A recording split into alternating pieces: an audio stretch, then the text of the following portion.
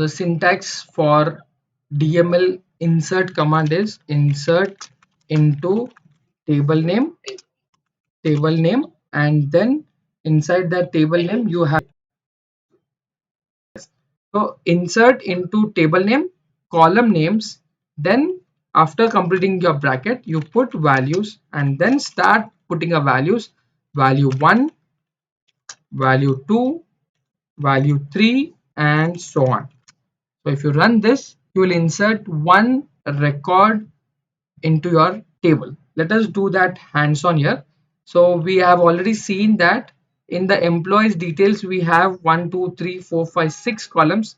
So let me start writing here, insert into your column names.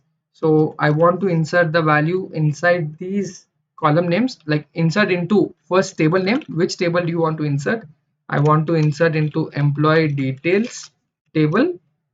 And what are your column names?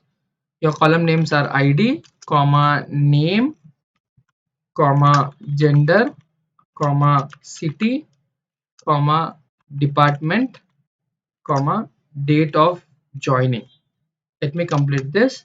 Values, then you start giving a value 1 as your ID name 1, comma.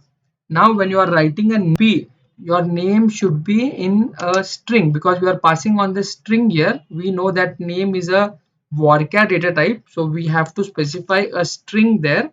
Suppose let me write Sachin here, Sachin, and gender again it is a string or a varchar, so I'm taking M here, comma the city again a varchar, so I'm writing it in a string, comma then it is asking you for department, so let me write department as that, and date of joining, so let us write date of joining maybe, so I have mentioned today's date. And let me just check first ID, name, gender, your city, department, and date of joining.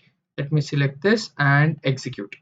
So it has executed, and now let me just show you the values here.